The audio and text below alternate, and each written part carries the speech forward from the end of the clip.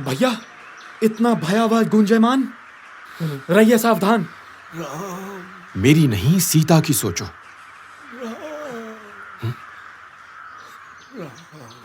लेकिन ये किसकी आवाज है? पहले इसके स्रोत को खोजो। जी भैया। यह राम राम का जाप नहीं, कर्तव्य की पुकार है। जटायु ने अपनी आखिरी सांसों को राम के लिए संभाल रखा था ताकि मृत्यु से पहले जटायु राम को सीता के समाचार दे सके। जय श्री राम भगत लोगों, मैं हूं हरि। ये है मेरा हारमोनियम और ये है श्री राम की कथा जो सुलझाती है सबकी व्यथा। आजकल हम सब की व्यथा है डेडलाइंस, जल्दबाजी, EOD यानी एंड ऑफ डे से पहले काम करना। लेकिन राम की कथा में आज हम सीखेंगे सबर का ज्ञान। अच्छी अच्छी खबर मांगे ज्यादा सबर। और इसको तो आप जानते ही हैं, हमारी बेटी उत्तरा, जिसे चाहिए हर प्रश्न का उत्तर, है ना बेटा? और बाकी आज हमारे साथ है हमारी माँ। राम राम, मैं सरला। और अपने लकी चाचू सबसे धांसू। और हमारी मंडली के अन्य सदस्य भी हैं जो कथा की पहले बोलेंगे सियावर रामचंद्र की जय। अब जल्दी से कथा आगे बढ़ाते हैं। थोड़ा सब्र रखो, यही आज की कथा की सीख भी होगी बेटा। कैसे? अरे उसके लिए भी सब्र रखो, कथा आगे बढ़ाते हैं। सीता हरण हो चुका था, राम लक्ष्मण वापस कुटिया की ओर जा रहे थे। रावण से लड़के वीर जटायु भूमि पर आ गए थे। राम और लक्ष्मण उनकी ओर बढ़े और उन्हें ज्यादा नहीं चलना पड़ा। विशाल जटायु की देह उन्हें दूर से दिख गई। वो भागे, देखा कि जटायु का एक पंख उनकी काया से अलग है। तात, जटायु तात, ये किसने किया आपके साथ? रावण ने वो सीता का हरण करके ले गया और मुझे ये घाव दे गया। तात जटायु, मत समझिए खुद को लाचार। हम दोनों भाई करेंगे आपका उपचार। भैया आओ, जटायु जी को उठाओ। हे राम, तुम पहले सीता की खोज में जाओ। मेरे प्राण जाने को है, वीर गति पाने को है। मैंने किया था रावण को रोकने का प्रयास, पर मुझसे ज्यादा शक्ति थी उसके पास। तात जटायु, आप हैं हमारे पिता के समान, खाली नहीं जाएगा आपका बलिदान। राम, तात, राम, तात, तात, तात, तात, भैया।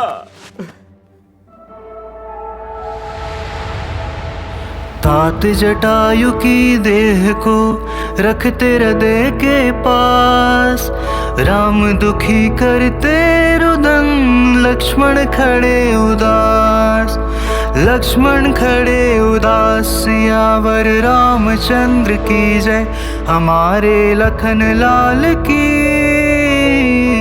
जय। यहां अगर यमराज को सब्र होता तो वो जटायु के प्राण थोड़ी देर और जीवित रखते, पर नहीं। अगर रावण को थोड़ा सब्र होता तो शायद वो सीता हरण का अपराध न करता। इसीलिए हर जीव के लिए सब्र जरूरी है। लेकिन जटायु भी सब्र रख के राम को बता सकते थे। लड़ने की क्या जरूरत थी, जान बच जाती। उत्तरा, वहां मामला सब्र का नहीं, वीरता का था। रावण के अभिमान में सेंध लगाने के लिए जटायु का प्राण गवा देना हम सब के लिए उदाहरण है कि वक्त आए और किसी की रक्षा के लिए लड़ना पड़े तो भिड़ जाओ, फिर सामने ताकतवर रावण ही क्यों न हो। अभी तो भिड़ जाने को लक्ष्मण तैयार है, क्रोध से उनका चेहरा लाल है। हमेशा की तरह। लेकिन दोनों भाइयों को अभी और सब्र करना पड़ेगा। दोनों भाइयों ने जटायु का अंतिम संस्कार किया। दोनों अभागे अपने पिता का अंतिम संस्कार कर न पाए थे, परंतु जटायु भी पिता तुल्य थे। इसके बाद दोनों विलाप और क्रोध से भरे सीता की खोज में बढ़े। जटायु से मिली जानकारी के बाद राम सीधा दक्षिण दिशा की ओर चल दिए। भूखे प्यासे सीता मां को खोजने की धुन में अपनी नींद तक भुला बैठे थे। दोनों की जान में जान तब आई जब उन्हें रास्ते में सीता मां के कंगन गिरे मिले। रघुनाथ और लखनलाल ने अपनी खोज जारी रखी और कई योजन धरती नाप दी।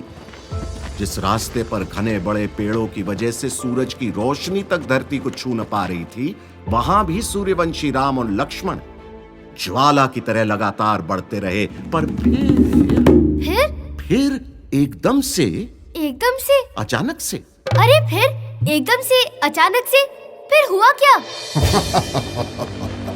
मजबूत और विशाल भुजाओं ने पहले दोनों को पकड़ लिया और बिना देर किए मुट्ठी में जकड़ लिया। भैया, इस राक्षस के हाथ की पकड़ इतनी मजबूत, मुझे लगता है ये रावण का दूत। इसकी जकड़ कर रही है मुझे त्रस्त।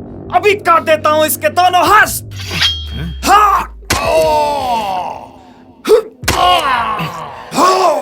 सब्र से काम लो लक्ष्मण, रोको अपने प्रहार। पहले जान लेते हैं किस राक्षस का हम कर रहे हैं संहार। मैं कबंध हूं। तुम दोनों वीरों का धन्यवाद। आखिर नियति को आ ही गई मेरे अच्छे समय की याद। क्या कहते हो कबंध? क्यों किया तुमने अपने हाथों में हमको बंद? बहुत लंबी है मेरी व्यथा, नहीं सुननी तुम्हारी कथा। लक्ष्मण, कहो कबंध, क्या है प्रसंग? मैं पहले एक गंधर्व था। मुझे स्वयं पर बहुत गर्व था, पर मुझसे हुई एक बड़ी चूक। बढ़ गई थी मेरी भूख। भूख थी वासना, लोभ, मनोरंजन में लिप्त रहना। अरे मैं भूल गया था थोड़े और कम में तृप्त रहना। देख रहा हूं तुम्हारे पेट में तुम्हारा सर है। प्रभु, ये दुर्वासा ऋषि के श्राप का असर है। एक बार मैंने मनोरंजन के लिए दुर्वासा ऋषि का बनाया उपहास। उन्हें मेरा उपहास नहीं आया रास। मुझे मिला राक्षस होने का श्राप। पर कह गए थे वो, मेरी मुक्ति के लिए आएंगे आप मुझे अग्नि दीजिए, मेरा कल्याण कीजिए। अग्नि संस्कार से मैं गंधर्व रूप धर पाऊंगा। उसके बदले आपकी कोई सहायता कर पाऊंगा। रघुराय बने कबंध के सहाय। अग्नि संस्कार से कबंध को गंधर्व बना दिया। गंधर्व बन के उसकी दूरदृष्टि वापस आ गई और फिर उसने बताया कि सीता किस दिशा में गई है। दक्षिण। आप सही दिशा में हैं, किंतु उसके आगे सब धुंधला है। हाँ, आपकी मदद करेंगे वानर। आप उनकी सहायता लें तो भला है।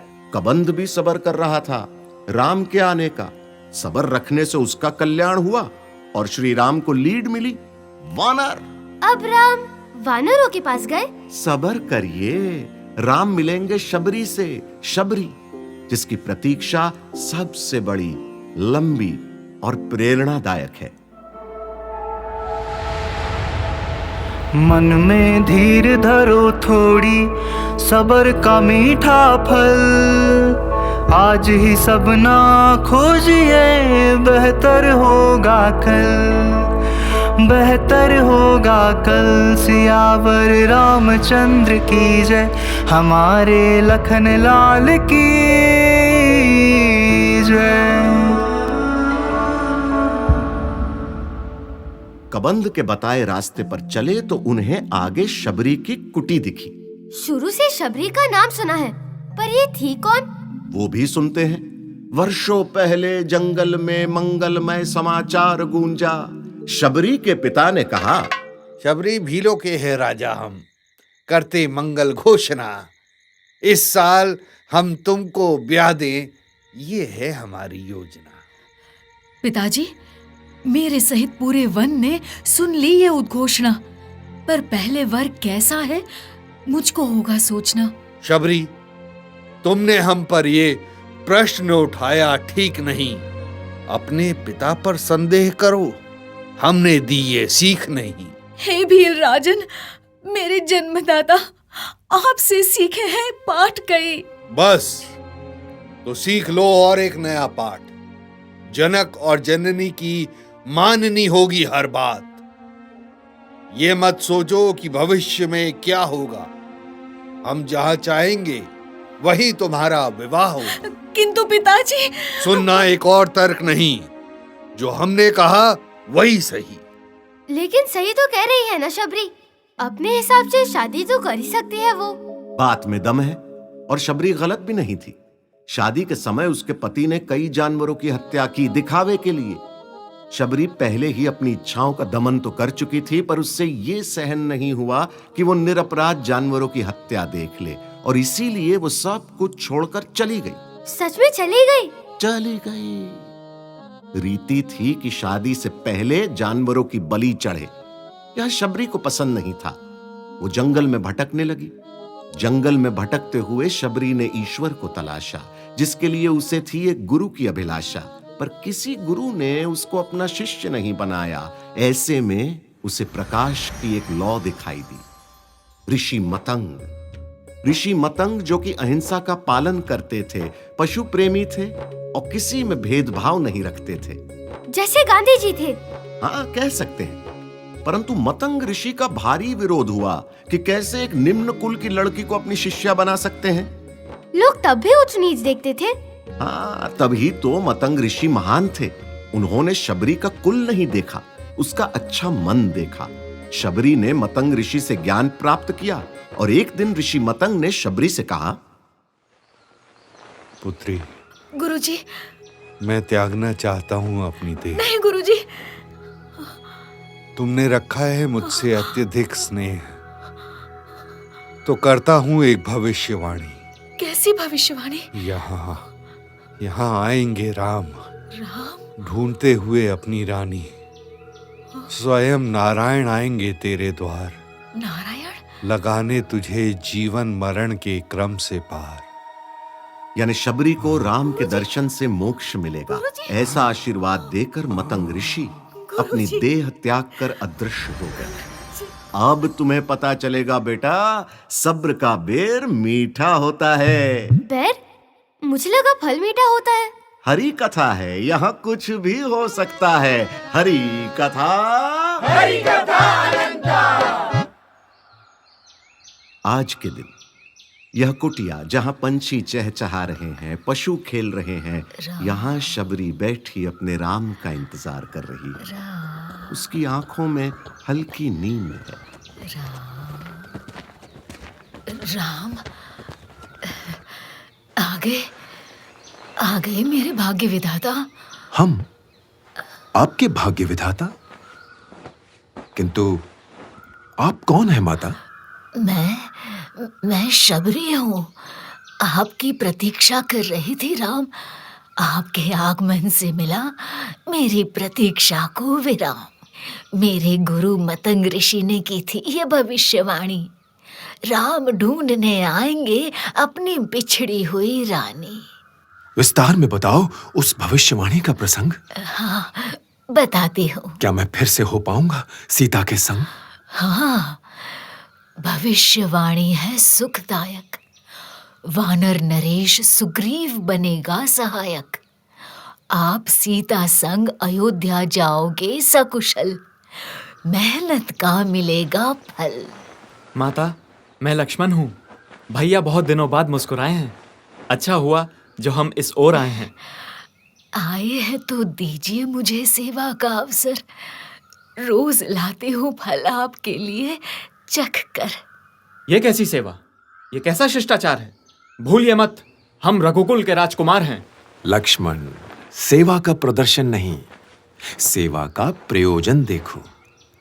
इसकी सच्ची भक्ति देखो, ना कि झूठा भोजन देखो। हाँ, मैं सेवा देना चाहती हूँ, पर ये बात ना कर दे आपको व्याकुल। मैं जंगल में रहती हूँ, आपसे नीचे आता है मेरा कुल। सबको बराबर बनाता है ईश्वर। ऊंच नीच की कोई बात नहीं। मनुष्य का वर्ण उसका कर्म है, धर्म, कुल या जात पात नहीं। तो ये लीजिए बेर, पहले चख लेती हूँ। मीठा आपको देती हूँ, खट्टा स्वयं रख लेती हूँ। शबरी जी, आपके प्रेम को करता हूँ नमन। सबसे पहले आपसे बेर खाएगा ये लक्ष्मण। खाओ लक्ष्मण। भैया आज तो मैं सारे बेर खा जाऊंगा। प्रेम से झूठे बेर को खाते लक्ष्मण राम, शबरी स्नेह से रो पड़ी प्रभु आए हैं धाम। शबरी स्नेह से रो पड़ी प्रभु आए हैं धाम। सियावर रामचंद्र की जय, हमारे लखन लाल की जय। शबरी जूठे बेर खिलाती है, राम प्रेम पूर्वक खाते हैं। देवता आकाश से देखते हैं और सोचते हैं कि कैसे लोग आडंबर करते हैं पूजा पाठ के नाम पे, लेकिन राम तो प्रेम के भूखे हैं। प्रेम से जूठे बेर भी खा लेंगे। जोर से जय श्री राम बोलने की जगह प्रेम से मन ही मन राम को बुलाओ तो वो भक्त का जूठा भी खा लेते हैं। बस भक्ति सच्ची होनी चाहिए। समझ गए पिताजी, राम शक्ति की नहीं भक्ति के प्रदर्शन से मिलते हैं। सच कहा बेटी, यह सीख तो है ही। आज की कथा का सबसे बड़ा सबक है सब्र रखना। जैसे कबंध ने सब्र रखा और राम जी को बताया वानरों के बारे में, सब्र के माध्यम से कबंध बना रघुराय का सहाय। लेकिन सब्र का सबसे बड़ा उदाहरण है शबरी। उनकी कथा से पता चला कि भगवान का इंतजार करो और सब्र का बांध नहीं टूटे तो भगवान आते हैं हमारा कल्याण करने, और जूठे बेर भी खा लेते हैं अगर प्रेम पूर्वक खिलाओ। शबरी भक्ति के आकाश का सबसे उज्जवल तारा है। राम की सबसे प्रिय भक्त कहना भी अतिशोक्ति नहीं होगी। शबरी का सब्र तो महान है, लेकिन रावण के पास पहुंचने में राम और सब्र नहीं करना चाहते। वो आगे बढ़े हैं वानरों की तरफ, क्योंकि लंका में सीता माता उनका बेसब्री से इंतजार कर रही है। आगे की कथा अगले एपिसोड में। ढोलक ताऊ, आगे की कथा में होगा कुछ विशेष। आज की कथा को देते हैं विश्राम। तब तक के लिए गाइए राम सिया राम सिया राम सिया राम। सब्र रखो शबरी बनो, मिल जाते भगवान। सब्र समय को दीजिए, समय बड़ा बलवान। सब्र समय को दीजिए, समय बड़ा बलवान। सियावर रामचंद्र की जय, हमारे लखन लाल की जय।